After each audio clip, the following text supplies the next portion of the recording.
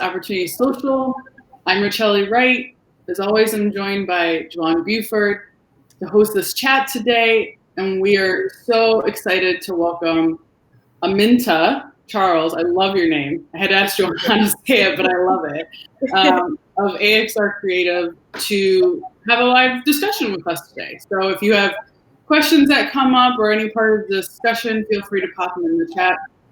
We're happy to engage with you on it. But welcome, Aminta. Let's jump into it. Just tell us more about yourself, how you kind of got started with entrepreneurship, and essentially what led you to build AXR Creative. So I've always been into different fields. What really pushed me into entrepreneurship is my family. They were always very big on being financially sound, like owning your own things and making sure that I have something for myself to build off of. So that's always been one of my big just motivations, period. Getting into creative work and actually doing creativity as a profession was more my partner. Working with him in photography shoots and just seeing where I fit into the whole dynamic was really inspiring for me to actually do it professionally instead of just a hobby. Nice. So tell us more about AXR Creative. What exactly do you do? So I work with creative people, and right now I'm in the capacity of photographers, videographers, and some influencers. And what I do is kind of like fill in the blanks of their inspiration and creativity and make their ideas really pop. So I'll do set backgrounds, I work on costumes, quick things on shoot with like directing and posing models, a lot of the background work. Cool. So I want to dissect this a little bit, do a little bit of a deeper dive, right? Mm-hmm. You mentioned something that really caught my attention right out the gate. And that was the fact that your family was already entrepreneurial, right? The culture was already there. So it's almost like it's in your DNA, right? Yeah. Because oftentimes, let's be real, when most individuals look to start up businesses, their family and friends that are least likely to support them because most of them aren't entrepreneurs. So it can be difficult, right? How did being in that type of environment and being in a culture of entrepreneurship, how do you think that shaped you? What advantages do you think it's given you as opposed to other individuals who may not be fortunate to receive that type of support in the household? For one, I think with almost anything, when you have a background in it, I knew what to look for when it came my time to do it. So like there are a lot of intricacies of you can't just put out a product, you can't just do a service. You have to actually think about the whole context of it and who you're supporting and where you're getting that funding from. I love it. So basically, entrepreneurship is skilled trade. Mm-hmm. Yeah, so it's passed on to you. I like it. So you're doing this work with your partner, right? And of course, you have this entrepreneurial mindset. At what point did you decide, you know what, I'm going to do this? I'm going to launch, I'm going to start a business. Like, when did you fall in love with entrepreneurship? Can you remember the day or the week or kind of what was the sequence of events that made you say, you know what, I'm about to step out and make this happen? So I think one of the first shoots that I actually like fully took lead on, it was actually not that long ago. I would say around November, December kind of time of last year, where I was just on shoot and doing my thing. Like I was helping with the costume, I was like doing background, I was doing assisting, and it just came so naturally because I've been in it for so long. But just the whole essence of I'm not the photographer, I'm not the model, I'm like really just making everything work and work well. And I really just fell in love with it again because that's why I got into crafting. That's why I really do most of what I do. I like assisting and helping people in whatever way I can. Okay. So if I'm hearing you correctly, you like to be the one pulling the strings. You like to be the curator. You don't necessarily want to be in front of the camera. Definitely. I'm so glad we have you in front of the camera today. Yeah, I will if I have to, but I really, really like just making things better. I love it. giving that vision. So we were kind of talking off camera, if you will, before, and you said something else that really caught my attention, right? Because I find personally it's a mistake that we all make to one degree or the other. But you mentioned the importance of mentorship, how you have multiple mentors, people that you plug into. How important has that been in terms of your entrepreneur journey and helping you achieve your goals and ambitions? How's that worked out for you? It's one of my driving forces. Sometimes everyone needs somebody to push them along, or just somebody to encourage them or criticize them when they're kind of going a little off path. And my mentors, they've been amazing in that journey with me. Like when I need to tap in on like, does this look good? Or is this like what I'm trying to really show? Like, this is what I want, but is it what I'm showing? They're always there to support. And they're really just kind of like, they're the glue that holds me together when I'm holding everything else together. But everyone needs the support. I love it. I love it. So you may already be aware of one of the things that really attracted me to you when we initially started talking and engaging and learning about each other was this like unabashed, constant positivity and enthusiasm for what it is that you do, right? Because you have a lot of entrepreneurs right now who have their head in the sand. You know, it's a pandemic. They're looking at the news. They're looking at social media. Everything's constantly negative. And people have, you have folks who kind of thrown their head in the sand. To be real, it's happened, right? Yeah. And it's not to make light of the trauma and everything that's transpired, right? COVID's taken lives. You got 40 million people filing for unemployment. I mean, it's serious, right? The conditions on the ground aren't necessarily the most positive. Matter of fact, it's bleak in some respects. But nevertheless, you've kept this positive attitude. You've kept your foot on the pedal. You continue to build and do it with, like I said, that enthusiasm and that incredible smile. Where are you drawing strength from? Where are you drawing inspiration from? What do you think has contributed to the fact that you have done the exact opposite? I mean, you're out here getting it in, pivoting, and doing all the things you need to do. Really, it's all about the support system. Again, like my mentors, to name a few, Donald from Stay Laced On, he's always posting and always in something. He's still working from home, but like he really inspires me that you don't have to let not being able to see people stop you from like making connections and networking.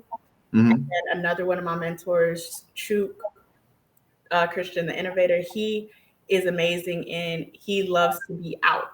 And even though he can't, like, pandemic, no one can really like be close with each other. He's all out and making sure he's getting sun, making sure he's getting air. And like when I feel like I'm cooped up in the house, I'll tap in and make sure that I just like get what I need. But also friends and family, like personally, I realized that when I was reaching out to other people and checking in on them and making sure like they're good at this time, like whether they choose to work, whether they choose to sit in, like whatever they're doing, just tapping in really helped me because it's like we're all in the same boat.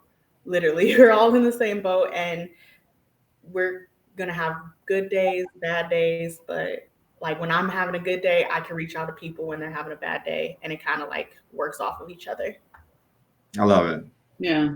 So because you talked about this, Joanne, you're pivoting. How have, with taking all that energy and being motivated and having those good days, how have you pivoted a little bit with what you've been able to do and maintain? Definitely. So what I used to do was hands-on, like on the set, working with the models, getting them dressed, and then like putting the shoot together, which doesn't really happen right now and it shouldn't.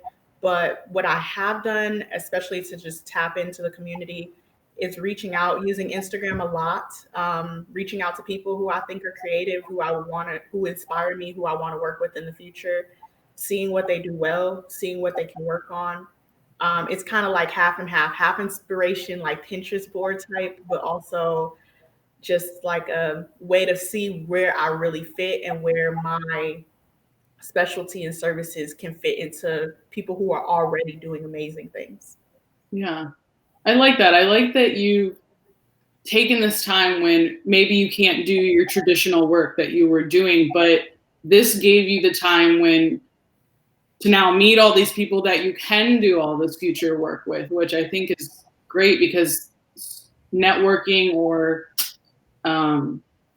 connecting with others, sometimes we put that sometimes at the bottom of our list because we got other stuff we got to get done first. But I love that you've been able to make that the new job, the new priority, so that, I mean, I'm sure with the work you've done, you're setting yourself up for a lot more work when you're able to get back to it. Hopefully. So, something that I'm really curious about, Aminta, is how this pandemic is impacting individuals, right? Mm-hmm. I tend to believe that, and maybe because I'm hot-wired like this, right? As an entrepreneur, I'm thinking to myself, well, if you still believe in job security, you might as well believe in the tooth fairy. So why not, right? You're at home, underemployed, unemployed, or maybe not able to do what you're traditionally accustomed to doing. Well, why not start a business? That's my natural thought process. Mm-hmm. But I know not everyone thinks that way, right? And of course, I'm really tuned in to my peers and what they're up to. But I'm really curious to know from your perspective as a young entrepreneur, for all intents and purposes, you're still launching. You're in the beginning stages, right? Yeah. How do you think this pandemic is impacting your peers? How do you think it's impacting individuals who are at the stage of their lives where you're at right now? I think it's a two-piece thing. Before this pandemic, especially in my personal circle and community, I've seen a lot of people growing their businesses regardless of what field it's in. Mm-hmm. And I think they were doing that before, and they're still doing it now, but just in a different way. Like myself, it's I think a lot of people have realized that themselves as a brand is mm-hmm. much more powerful than whatever product or service individually they do. And I've seen so many people also reconnect with their own art or their own interests and loves, and realizing that, yes, there are essential workers who we love and care about who are keeping us safe right now in these times, but mm-hmm. that doesn't discredit the work that we're doing. There's a bunch of DJs who I've seen like on Instagram reconnecting with DJing because they realize it motivates people. Like a lot of the services or products or art that individuals have like do benefit others, and I think young people are realizing like it's a lot of worth in it. Like regardless of what your day job is, or if you have a day job, it's a lot of benefit and worth in putting out your product or your specialty. Mm-hmm. So I remember I was doing a little bit of research on this, and there was a lot of studies coming out about how millennials were, and none of these studies are ever accurate, right? Just people spouting their opinions, but you had a lot of content coming out about how millennials are not necessarily the most entrepreneurial in the first place, right? I don't necessarily believe that, but hey, it is what it is. Do you think this pandemic is going to inspire more of your peers, right? Individuals to actually adopt entrepreneurship as a way of life? Or do you think it's going to inspire more people to do the exact opposite, right? To clean even harder and to pursue a quote unquote job with even more verve than they did before? I mean, how do you think these conditions are really going to impact people at the end of the day? Well, for one, I would say with a lot of the studies, I think they're so focused on the word entrepreneur that they're not actually just recognizing the essence of it. Entrepreneur comes in a lot of different terms, and just because you don't think that one term fits you doesn't mean you're not doing the work in Detroit hustle. And there's so many people I know who have so many different hustles, and that's their way of entrepreneurship, making sure that they get the necessary funds and necessary work like they need to provide for their families. There's people who have plenty of side hustles that maybe because of this pandemic will actually come to the forefront, that they can realize this is a full-time like job for me. I can make this work and I can see this through because at the end of the day, it's what I'm good at. And it's something that no one can tell me I'm not. I love it. So At this stage in your entrepreneurship journey, talk to us a little bit about some of the toughest lessons you've had to learn. What are the times where you felt defeated or questioned your path, if ever, right? And how did you overcome? I was actually thinking about this, and the me right now in the present with my company, I haven't really faced too many struggles because I'm very motivated in what I'm doing, and I do have the skills and I do have the knowledge for what I'm doing. But that doesn't mean I started off this way. Definitely. When I was first learning, most of the crafts that I know that helped me today, I never took it seriously as a job. Like, it was always a hobby. It was something I was good at. If I put a little more work in, I could be better, but it was nothing I really spent too much energy on. Mm-hmm. And I think that's partially because of my family and partially just because of my personal drive. Before, as much as my family is entrepreneurial and financial, art is not always the, oh, I want to see my kid a starving artist. Like, no one really looks for that typically. And my family was the same way. I ended up going to college and getting a degree in sociology, psychology. And the craziest thing is, like, the more I was educated and the more I was around people in like a higher education setting, the more I realized, like, you just got to make yourself happy. Jobs come and go. Professions come and go, but at the end of the day, you got to do stuff you really like to do. And like, everything's going to be work, but what do you actually wake up in the morning wanting to do? So that's like been my struggle of, is this something that I wake up in the morning wanting to do? And I realize it is. So that's why, for now at least, it's been going really smoothly. All right. So talk to me. What's some of the biggest, I guess, misconceptions that you like to clear up in terms of how people respond or what they believe about your profession or what you do? Well, I also want to add too, because I really want you to answer that question for us well, because not that you won't, but like, because I think that people think that that as a creative director, I think people don't really understand like what a creative director, how necessary and important for that is for the success of the project. Yeah, definitely going on that. My job is not always understood. Point blank, period. Not everyone knows what I do, how I do it, or any of those things. And what I realize, like, what makes me really special in what I do is that I could put out DIY videos. I could teach you everything I do, but can you realistically put it together and see it out in your work? Maybe not. And especially not the way I do it. So for me, creative director is really just a big title to say that I work behind the scenes I really direct and create an image that the whole team agrees on. So I'll work with the makeup artist to make sure that the makeup they're doing fits the look. I'll work with the model to make sure that the posing they're doing fits the concept. I'll work with the photographer or videographer to make sure that they are providing everyone the resources that they want. So like, if you're doing editorial, going back from beauty shots to editorial to make sure that the makeup artist has her pictures, the model has their pictures, and then the creative photographer or videographer also has their video or photography that they want to put out to the world. Making sure everyone's kind of like getting something out of the equation. But I understand, like, for some people, they're not at a time where they want that direction. They just are learning their craft, and that's perfectly fine. For me, a misconception I can see is kind of like the appearance of doing something. A lot of my work is hands-on.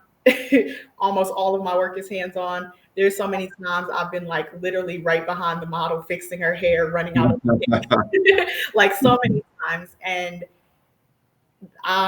just because I can't physically give you a product, I can't give you the end result, doesn't mean that I haven't had a touch in everything. Like, a lot of the work I see that ends up being put out is like, when people are commenting, they'll say, oh, that was a great look, that was a great makeup job. That was a great this or that. And I had a lot of influence in, of course, everyone individually has their talents, but I had a lot of influence in making it all work together.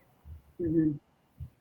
Yeah, I think that speaks to as well just this underlying, you have to be a leader. You have to be a leader in what you do. So I guess if you could touch on a little bit on, with all the moving parts that you're having to manage, what do you find helps you be the most effective leader for things like that? I think the biggest thing for a leader to do is know how to listen. You can lead anyone if you are listening to where they want to go. For me, I personally take that time. A lot of my formal degree was in communicating interpersonally. So really like one-on-one conversations to which helps me to get like the vision across the best way. So I'll be in the dressing room with the model, like what look are you trying to get across? And then I can better support them in posing. I'll talk to the photographer on like what are you trying to create? And that helps me with my backgrounds and that helps me with like putting the look together to fit that image. But at the end of the day, I have to listen to the team and then I can tell them like the best route to get to wherever we're going. Yeah.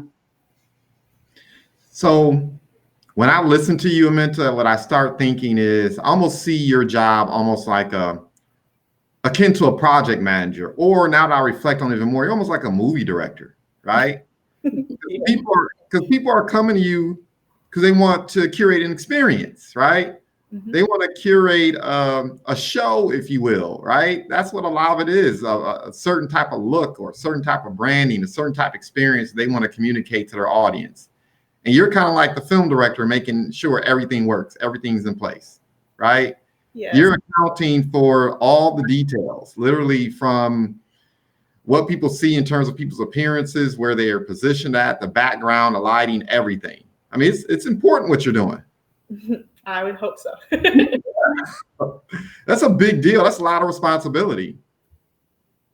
It is. I personally, I love organizing to a fault. So it definitely calms me to like make sure I'm thinking about all those pieces. So it helps in my personal life and also professional life.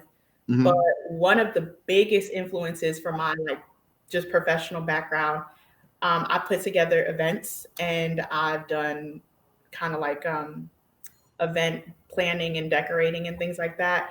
And that, like the skills in event planning and decorating a space has definitely been one of the most valuable skills in this job. Really knowing timing, knowing how to talk to your vendors, knowing how to make sure that everyone is on the right timing, everyone is put together in this space definitely helps me when I'm juggling multiple creative people in the same space. So definitely like seeing those skills that crossover is always hopeful for me personally. So, within the entrepreneurial ecosystem, we inevitably have those individuals who may even be listening to this and get inspired, right? But we have a lot of folks who are out here and they'll read one book, they'll watch one YouTube video, and now they're entrepreneuring, right? They're coaching. Done. So that's it. That's all it takes. Right. And so oftentimes it makes it difficult to distinguish yourself, right? I tell people all the time, I feel like 50% of my day is spent fixing $5 haircuts, right? There are many days where I feel like I'm literally just fixing $5 haircuts, right?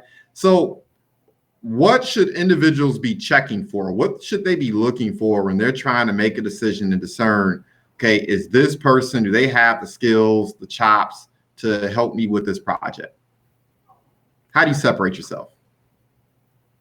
I really think that my work and my like experience with people speaks volumes for me at least. I make sure that I take the time to connect with my team on whatever project I'm doing. And I try to keep up my relationships with those people at least to make sure that they were happy at the end.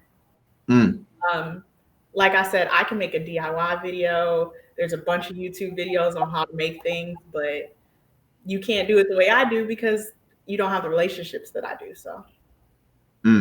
Okay. All right.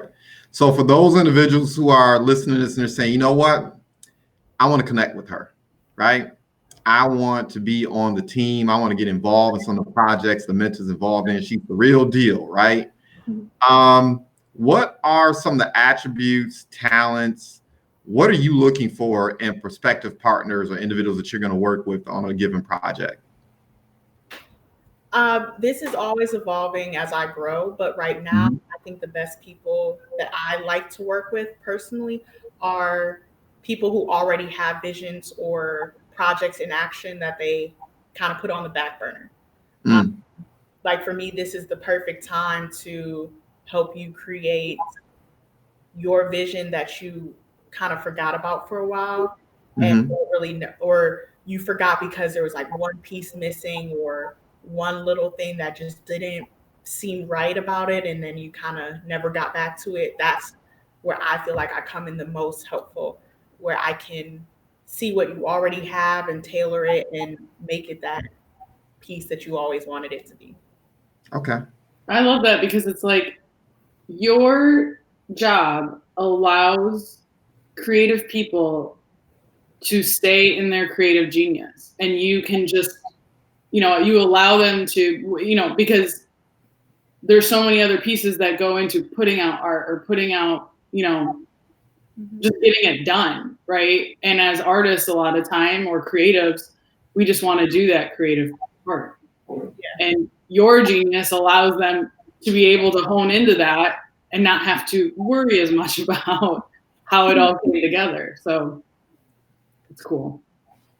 Thank you. Yeah, like I said, I've done so many like different hobbies creatively, like crafting and photography and all these things. So I have a perspective at least of what goes into it, but I always love just the background part of it. So for me, it inspires me to do the background and show a vision, but also like I do recognize that it helps people who really just want to click and shoot or really just want to show up to a set and pose. Like that's where I come in. I love it. I love it. I mean, I know from conversing with individuals, there's a lot of misconceptions out there about creatives, right? And the type of work that you do and whether or not it's really valuable. But I think one of the greatest things I'm taking from this exchange right now, I mean, is you're a job creator. You're out there literally creating opportunities for other individuals, and that is invaluable, right? You're making sure that these artists find work and that individuals who are connected with these projects find work. I mean, you're making an invaluable contribution to the community, Aminta. And I just, as I was listening to you, that's what I was thinking, and I wanted to share that. Yeah, I think that's one of the biggest misconceptions people have about the work and the space that you work in, and you are like just crushing it. You're hitting that right. You're hitting the nail right on the head. I love it. Thank you. Yes, yes. So what kind of work do you enjoy doing most? What are the projects that really get you the most excited, right? What industries or markets do you feel like, what, when I get this type of job, this is my ideal client, I can get up for this? I love when I really get the full freedom to just go all out on a project. So like the bigger the set, the more intricate the idea, that's what I really thrive off of. I love like really putting in all my like focus on creating something unique and never before seen. I haven't really put my mind or set my heart to a specific like vendor or like campaign that I really, really want to work with. Mostly because I think there's so many different fields that are amazing and like people that are amazing that I don't want to just say like, I want to do this one time. Like I would love the challenge of working with a big brand or someone who's like very much out of my like ideal of creativity and making that beautiful. Mhm. I actually thought about that really like in depth too, because of one of my favorite classes at U of M was a dance class. Mhm. Very unconventional. It was actually about improv, and the whole concept was improv. So it brought together dancers, musicians, and whoever else wanted to take it to learn the art of adaptability, essentially, in whatever form that you're doing. And seeing like all the crazy things we did as assignments, like I went ice skating on a lake that was like it was like insurged with sound. So every time we skated, there was like music playing. And Oh I my God. really like the challenge of like making things work. So I would love to work like with something like that again, or something That's so cool. just out of the box. I love it. So, man, so many different directions we can go with that. I love it. That's fascinating. Okay. So, I guess one of the things that I'm thinking about as I'm listening to you is where do you draw inspiration in terms of your peers, right? Are there other professionals or other even companies that you look at and you're like, you know what? Um, you're taking direction or you're getting good ideals. I mean, where do you go to ideate? How do you learn about different ways of doing different projects? How do you become better at what it is that you do? I feel like me just scrolling Instagram and like intentionally scrolling Instagram has helped me so much, because I really get to kind of fall into a good rabbit hole of creative like posts and creative people, recognizing like unique new models, unique new brands, things like that. What I will say, regardless of like a big company or a person who's starting, like who's building a following, what Mhm. really draws me the most is kind of like that want or attention to growing in a different field than what you're used to. Mm. So, like a lot of campaigns, like big campaigns like Under Armour and Nike, with representing women or just people that they've never really represented before, inspires me. Like with creating the hijab, running, um, like the running hijabs, so that people can be the best athlete, even if there's a like religious reason behind it, or the ableism, and putting more people who are thought to be either disabled or Mm. not custom, like into these ads, because everyone has an outlet for art, for sports, for whatever profession they're in. And just because they don't fit the old version of it doesn't mean that they can't be seen in this new version that we're creating. So those are what really inspires me, people who are pushing those boundaries of trying to represent themselves in this new kind of facet. Cool. I love it. Um, so you have, of course, entrepreneurs who are listening to this and will end up listening to the replay. And one of the questions that we always pose is, what lesson would you like to impart, right? What advice would you give to other entrepreneurs, whether they're grappling with how to stay focused and how to stay active during this pandemic, or quite frankly, even beyond the pandemic, right? Because at some point, this is going to come to an end, at least some of the more um, difficult parts of what we're experiencing right now. And what advice would you dispense to someone who wants to be an entrepreneur based on your life experience? So for me starting out, I recognize that I don't have like the 20 years of experience or plus, excuse me, but one thing I have realized for myself, and that has carried me so far along the way, is a healthy version of self reflection and self criticism. Mm. Realizing, like, yes, you can start a business, anyone can start a business, and it is feasible, but is it something that benefits you, that benefits others, and is it necessary? And Mm. like really sitting in yourself of like, are you going through the motions because you want to be an entrepreneur, or are you going through the motions because it's something that you would want to do, whether you're making money or not? Like, that's the best advice I could give. Just be very honest with yourself in, is this the right field to be an entrepreneur? Okay. I like it. It's powerful. Yeah, it's important. I think that's probably not discussed enough. That self-reflection of, yeah. I think there's so many things, right, that we could do and build businesses around, and I think that's an important thing that you said there of, would you do this even if you didn't make money? And how valuable that question really is to ask yourself. Mm-hmm. Yeah. It takes. Go ahead. Oh, I was just going to say, it takes time. And for me, I'm only 24 years old, but this has been like a lifelong journey of learning my craft and really sitting in on, like, is this what I want to do professionally?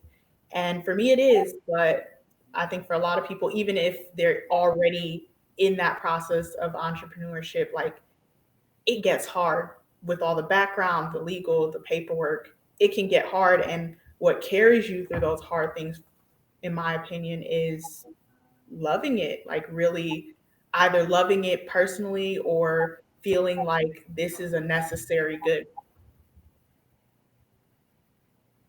I love it. You just answered the question I was going to ask, right? We have this conversation all the time that, I just firmly believe you can't put your life's energies behind a compromise. And if you don't really believe in what you're doing, entrepreneurship is not a cakewalk. I mean, like you said before, if you don't have certain resources around you, if you don't have people who have your back, who want to see you win, when you get kicked in the teeth, it's difficult to keep moving, right? And I love the fact that you spoke to that. As I'm listening to you, I'm thinking about these business owners or entrepreneurs that I know now. I'll be transparent. Let me stop trying to be cute about it or coquettish. I mean, these folks out here are just hustling, right? The biggest thing that's driving me insane right now is all these people who want to start face mask businesses. I'm like, are you kidding me? It's like, come on, this has a shelf life, right? And it's not a good way to necessarily build a brand.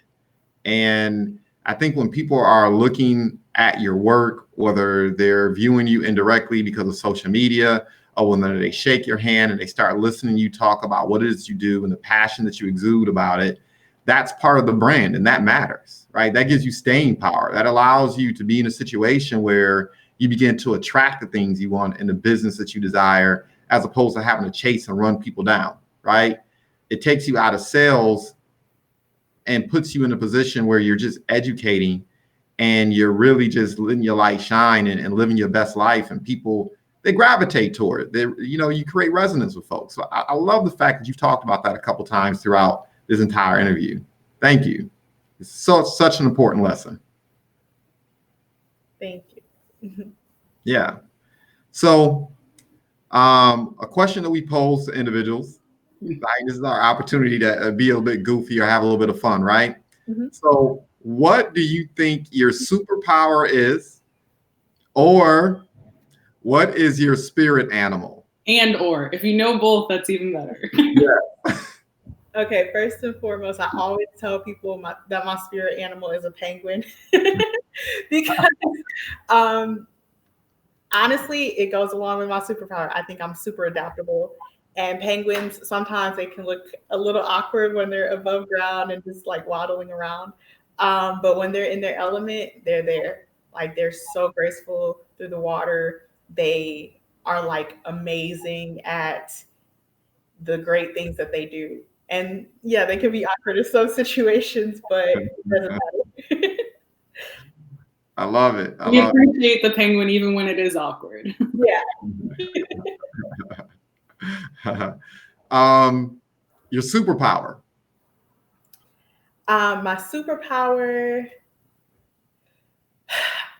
something that I've like kind of come to terms with, especially nowadays, is I really feel like my superpower is being a shoulder realistically. Like I definitely have found that a lot of people, because of who I am, like really gravitate towards me and just like really sitting in and like being a understanding person to talk to.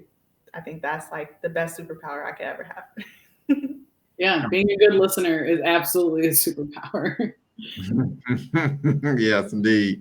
Yes, indeed. Last question, and I think start wrapping up here unless Rochelle has some things that we need to tease out here. For folks who are listening and trying to ascertain what business and life is going to look like post-pandemic, right? And I think that means something different to all of us, right? In terms of how we're going to operate, what we anticipate, or quite frankly, what we're most excited about, right? How do you respond to that? What goes through your mind? What are you thinking about as it relates to building your business and building your brand post quarantine and pandemic? Realistically, just continuing to do what I do right now, as in build relationships. Sorry, it's getting very sunny. Yeah. Building relationships and like maintaining them, not just oh, I want to work, let's figure this out and then we're done, but like really maintaining those relationships, because if someone decides to pick up where they left off years ago, I still have that connection to really grow and maintain clients. Excellent. Yes, indeed. All right, Aminta. What's the easiest way for people to get in touch with you? If they've got this project, they know that you're the one to do it, or just to talk with you more about it, because having creative outlet brains to continue discussing with is always good. Yeah. So right now, my two main platforms are Instagram, where my handle is at AXR.creative, and then my LinkedIn, which I know not many people use, but I still use it. My LinkedIn is just my name, Aminta Valmon, V as in Victor, ALMON -Charles. And my email is the same as my Instagram handle, axr.creative@gmail. I do read emails and I do read messages, so you can feel free to send me a book if you want. Excellent. Well, thank you so much for joining us. This was lovely. It's always fun to talk creativity, with entrepreneurship. I think every aspect of entrepreneurship is going to have creative elements of it, but this was a good way to start a Wednesday, having discussion about art and that stuff. So we appreciate you for being here. Anyone who's watching, if you joined halfway through or you're catching it now at the end, do not worry. As soon as we're done, you can watch it whenever you want, 10 times, share it with your friends. If you have questions for Aminta, pop them here. We'll make sure she gets them. Reach out to her. Otherwise, we will see you guys next week talking about something else. Thank you again. All right.